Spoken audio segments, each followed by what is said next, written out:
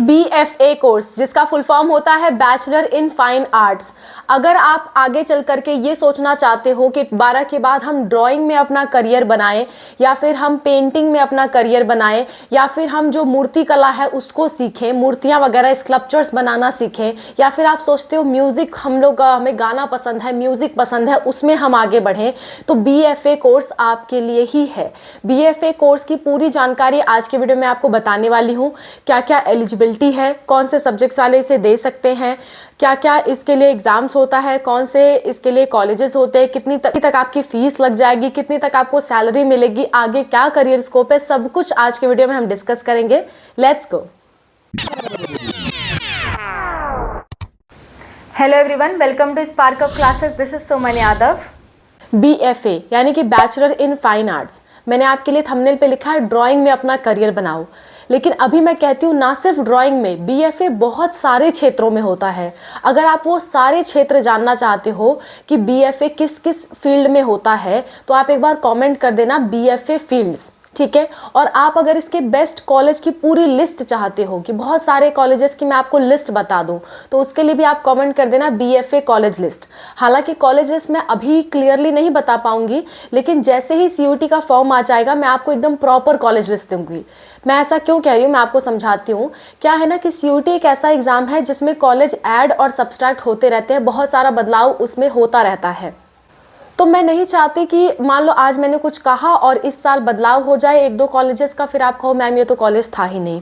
इसलिए मैं फॉर्म का वेट कर रही हूँ। फॉर्म आ जाएगा तो मैं हर एक कोर्स के कॉलेज के लिस्ट पे मैं या अनूप सर आपको वीडियो प्रोवाइड कर देंगे। लेकिन CUET के फॉर्म आने तक थोड़ा वेट करो, क्योंकि जब तक हम लोग कॉलेज 100% श्योरिटी के साथ नहीं कह सकते। लेकिन हाँ, कुछ जो मतलब 100% श्योर कॉलेजेस हैं उनका नाम मैं अभी आपके लिए लेने को तैयार हूँ। सो BFA bachelor in fine arts जो है वो आपको ड्राइंग में करियर बनाने में हेल्प करेगा। अगर आपको ड्राइंग में, संगीत में, डांस में, एनिमेशन में या कोई भी विजुअल आर्ट्स में, इन सब में आपका मन करता है ना, इंटरेस्ट आता है क्रिएटिविटी में, तो आप BFA का कोर्स कर सकते हो। इससे ज़रूरी नहीं है कि आप सब लोग साइंटिस्ट ही बनो, आप सब लोग इंजीनियर, डॉक्टर यही सब बनो। बहुत तरह का क्षेत्र है, बहुत तरह का फील्ड है जिसमें आगे बढ़ा जा सकता है, ठीक है। सिर्फ डॉक्टर, सिर्फ इंजीनियर, सिर्फ अकाउंटेंट, सिर्फ बैंकिंग में जाना, सिर्फ सरकारी नौकरी, ये कोई रास्ता नहीं होता। बहुत सारे रास्ते हैं, आप अपनी पसंद का रास्ता चुन सकते हो, जिसमें से BFA एक रास्ता है, ठीक है। सो आज खाली ड्राइंग के क्षेत्र में मैं बता रही हूँ। BFA के सारे क्षेत्र चाहिए होंगे तो प्लीज़ कमेंट कर देना BFA फील्ड्स, ठीक है। मैं आपको सारे क्षेत्रों में बताऊंगी। अच्छा, BFA के लिए क्या है, एलिजिबिलिटी क्या चाहिए? एलिजिबिलिटी सिर्फ आपकी इतनी होनी चाहिए कि आप 12 पास होने चाहिए, या 12 में अभी पढ़ रहे हो, इसी साल एग्जाम होने वाला है, तो भी आप एंट्रेंस एग्जाम देके BFA में एडमिशन ले सकते हो, ठीक है। BFA एक तरह का ग्रेजुएशन कोर्स है, आपको ग्रेजुएट माना जाएगा जब आप BFA कोर्स कर लोगे। इस कोर्स के लिए CUET UG नाम का एंट्रेंस एग्जाम होता है, और आपने 12वीं चाहे जिस सब्जेक्ट से की हो, चाहे जो सब्जेक्ट आपका हो, चाहे साइंस हो, मतलब मैथ, बायोलॉजी, कॉमर्स, आर्ट्स, कुछ भी आपका 12th में रहा है, उससे कोई मैटर नहीं है, आप BFA में एडमिशन ले सकते हो। हर कोई ड्राइंग करने के लिए एलिजिबल है, हर कोई आर्ट्स के फील्ड में जाने के लिए एलिजिबल है, ठीक है। BFA के लिए आपका सिर्फ 12 पास होना चाहिए, चाहे जिस भी स्ट्रीम से हो, और कम से कम 45% आपके होने चाहिए 12th में। 12th में अगर 45% नहीं है तो आपको एडमिशन मिलने में काफ़ी प्रॉब्लम का सामना करना पड़ेगा।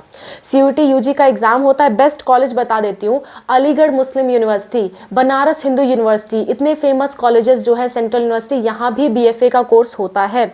आपका जो जवाहरलाल नेहरू आर्किटेक्चर यूनिवर्सिटी है, ठीक है। इसके बाद कॉलेज ऑफ आर्ट्स है न्यू दिल्ली में, JJ college of applied arts है मुंबई में, लवली प्रोफेशनल यूनिवर्सिटी है, प्राइवेट यूनिवर्सिटीज़ में, बहुत सारी यूनिवर्सिटीज़ हैं जहाँ पे आपका BFA का कोर्स कराया जाता है। कुछ यूनिवर्सिटीज़ ऐसी भी हैं जो डायरेक्ट एडमिशन भी लेती हैं, ठीक है।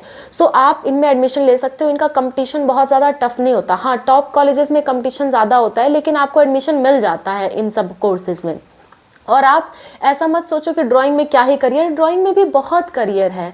आप देख रहे हो प्रेजेंट टाइम में मूवीज़ बन रही हैं, हमेशा मूवीज़ बन रही हैं, हमेशा उसमें एनिमेशन का काम आ रहा है, एडिटिंग का काम आ रहा है। जो लोग ये कोर्स करते हैं ना, वो आगे चल करके एनिमेशन के क्षेत्र में भी जा सकते हैं, आर्ट के क्षेत्र में भी जा सकते हैं। आर्ट्स एंड क्राफ्ट इस समय बहुत मतलब ट्रेंड में आप कह सकते हो, क्योंकि आप जानते हो कि हमेशा पोस्टर्स के लोगों को ज़रूरत पड़ रही है। ऑनलाइन का जितना ज़्यादा फील्ड बढ़ रहा है, उतना ज़्यादा पिक्चर्स का फील्ड फील्ड बढ़ रहा है, उतना ज़्यादा ड्राइंग क्रिएटिविटी का फील्ड बढ़ रहा है। मैं आज थंबनेल बना रही हूँ, उसमें कहीं ना कहीं मैंने एक पिक्चर ली होगी जिसमें कोई बंदा ड्राइंग कर रहा है, कोई ना कोई मैंने टेक्सचर लिया होगा। ये सब कौन जनरेट कर रहा है? ये सब आर्ट्स वाले जनरेट कर रहे हैं। कलर्स कॉम्बिनेशन, ड्राइंग करना, एक ह्यूमन आर्ट बनाना, कुछ भी करना, ये सब आर्ट का फील्ड है। ये आर्ट का फील्ड बहुत ब्रॉड है, लेकिन आपको एक सही दिशा में जाना होता है। और एक पहला कदम आपका 12th के बाद ही हो सकता है आर्ट के फील्ड में BFA कोर्स करना। वहाँ से आपको आगे का रास्ता दिखाई देगा। सो अगर आप आर्ट में करियर बनाना चाहते हो तो आप BFA फील्ड में जा सकते हो, इसमें आप आगे बढ़ सकते हो। समय ज़्यादा देना पड़ेगा, सरकारी नौकरियां नहीं मिलती है, लेकिन फिर भी अच्छा खासा कमा सकते हो। जैसे आप BSc नर्सिंग अगर पैरामेडिकल का सोच रहे हो ना, और आपकी ड्राइंग अच्छी है, तो मैं कहूँगी अगर आपको पढ़ने में उतने अच्छे नहीं हो, BSc नर्सिंग पैरामेडिकल के पीछे परेशान हो, तो उससे अच्छा है कि BFA में चले जाओ। अगर आपकी ड्राइंग अच्छी है, आपके अंदर कोई आर्ट है, कोई कला है, तो उस क्षेत्र में आप आगे बढ़ो। क्योंकि जितना आप BSc नर्सिंग पैरामेडिकल से 15-20 हज़ार कमाओगे, उतना इससे भी कमा लोगे, लेकिन यहाँ पे ये रहेगा कि आपके पसंद का काम है। एक बार सोचना इस बारे में, बाकी टोटल डिसीजन आपका है। अगर आप कंफ्यूज हो आपको क्या करना चाहिए, तो आप एक बार ये वीडियो देख सकते हो कि फ्यूचर में क्या करें, लिंक आपको लास्ट में मिलेगा। ये वाली बात है, ठीक है। फीस की बात कर लेते हैं। देखो, अगर आपको गवर्नमेंट कॉलेज मिलता है, टॉप लेवल का कॉलेज मिलता है, तो फीस मात्र 10,000 रुपये पर साल के हिसाब से होगी। 8,000, 10,000, 12,000, बहुत हो गया तो 20,000। इससे ज़्यादा गवर्नमेंट कॉलेज की फ़ीस नहीं है।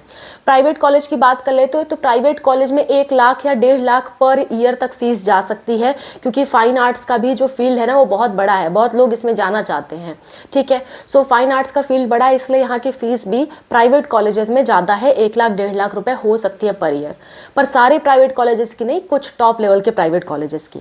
सो आप अपने अनुसार जो आपको उचित लगता है, जितना अमाउंट आप पे कर सकते हो, जितना आप CUT में स्कोर कर सकते हो, उस हिसाब से आप एडमिशन ले पाओगे। CUT का जब भी फॉर्म आएगा, मैं कॉलेज लिस्ट पे ज़रूर वीडियो बनाऊंगी आप लोगों के लिए BFA कोर्स में।